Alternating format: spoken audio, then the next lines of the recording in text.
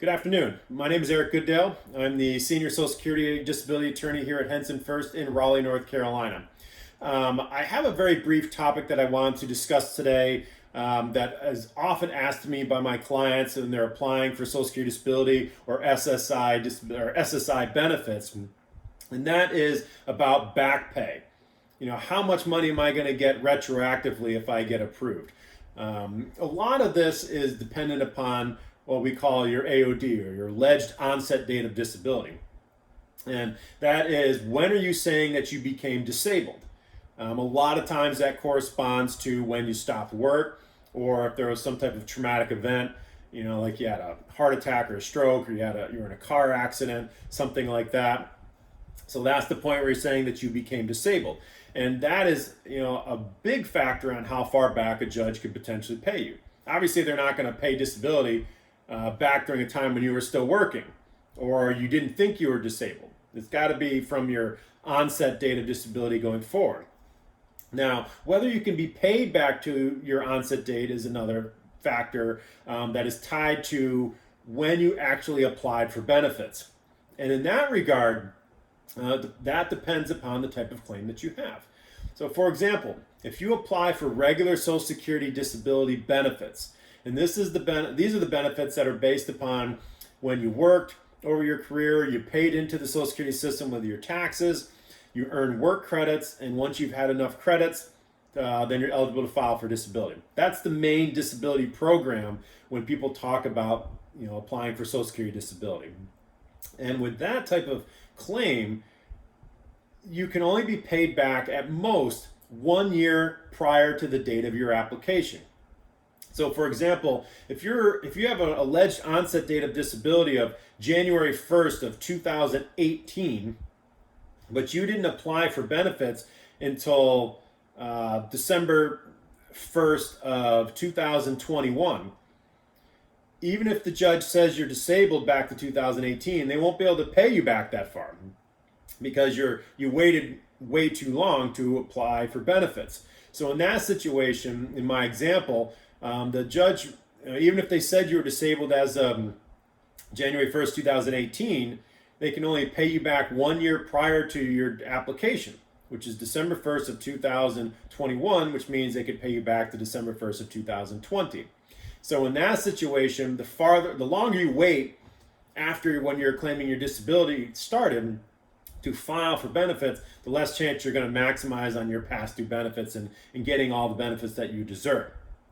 So in that situation, you can see you wouldn't get full benefits. Now, let's say you have an example where you're alleging disability January 1st of 2021, and you apply for benefits a couple months later, March 1st of 2021, and you get approved.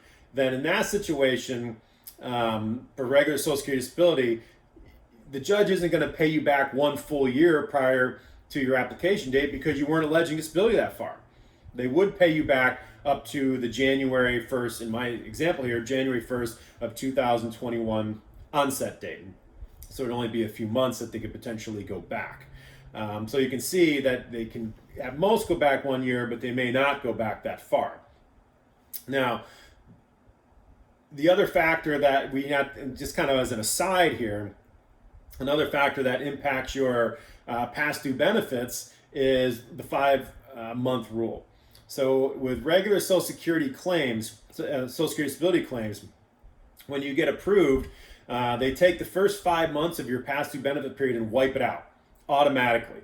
So for example, if you're approved January 1st, 2021, they take the first 5 months off, so February, March, April, May, June, and they would either start, roughly around June or July of 2021.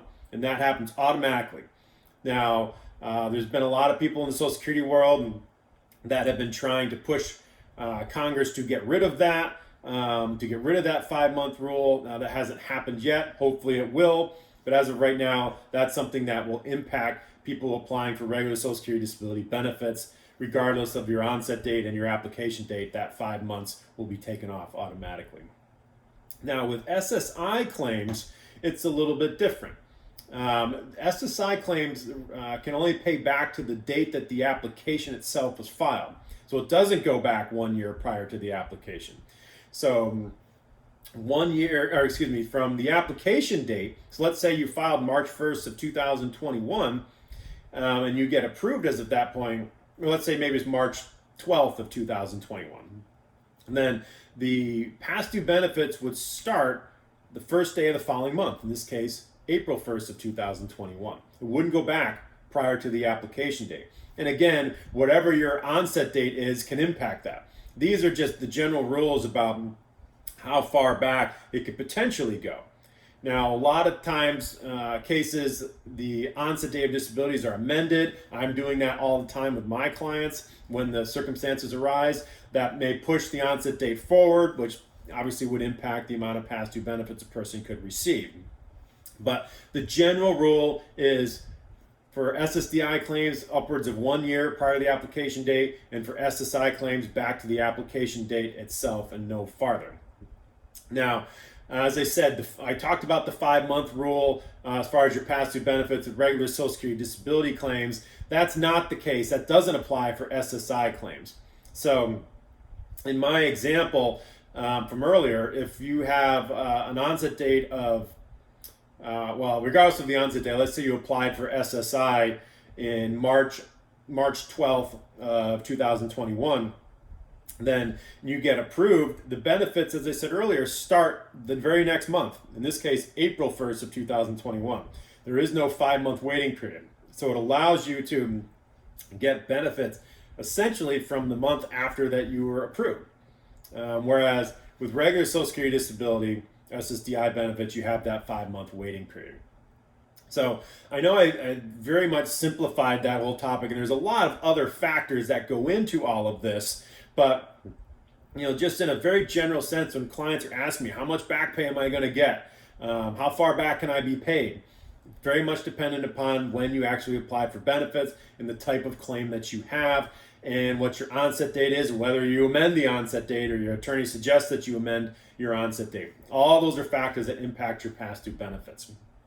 Now, the one thing to keep in mind, kind of as an aside here, with regular Social Security disability claims is Medicare. And in this situation, that your Medicare has an eligibility period where you have to wait for it to start. And that is very much dependent upon what your onset date is.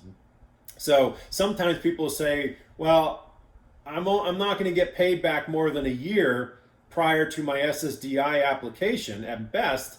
So why do I care if my onset date is 3 years prior to my application? I'm not going to get paid back that far. Well, the benefit of pushing your onset date back as far as you can is your Medicare eligibility. And for a lot of people, getting access to the health care is extremely important, sometimes even more important than the actual monthly benefits themselves. So Medicare has an eligibility period. Now, certain attorneys will define this in different ways.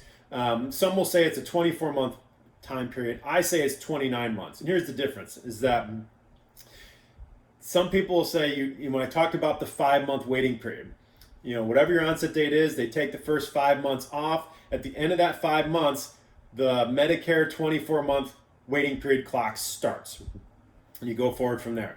To me, I just find it easier to describe to people, say, let's not worry about the whole 5-month thing. Let's just add that 5 months into the 24 months waiting period for Medicare and just say it's now 29 months from the date you were found disabled, from your onset date. That's when the clock starts ticking. So it's essentially saying the same thing. We're just kind of describing it in a little bit of a different way. But it's ultimately getting to the same result, that there is a fairly substantial waiting period for Medicare to kick in. So regardless of how much past due benefits you may get, regardless of the application dates and everything we've talked about, pushing your onset date back as far as possible is still important to address Medicare eligibility and getting that kicked in as soon as possible. So those are the general topics as far as past due benefits, onset dates, slightly about amending onset dates and slightly about Medicare. So I hope this provides some insight into potentially how much past due benefits you may be eligible for depending upon the type of claim that you have filed. Now, if you have any questions about how all this is going to work, please contact your attorney, or feel free to contact me here at Henson Fuerst. Again, we're in Raleigh, North Carolina, And our Raleigh office number is 919-781-1107. So thank you very much. Wish you best of luck with your claim. And if you have any questions, feel free to consult with your attorney. Thank you very much.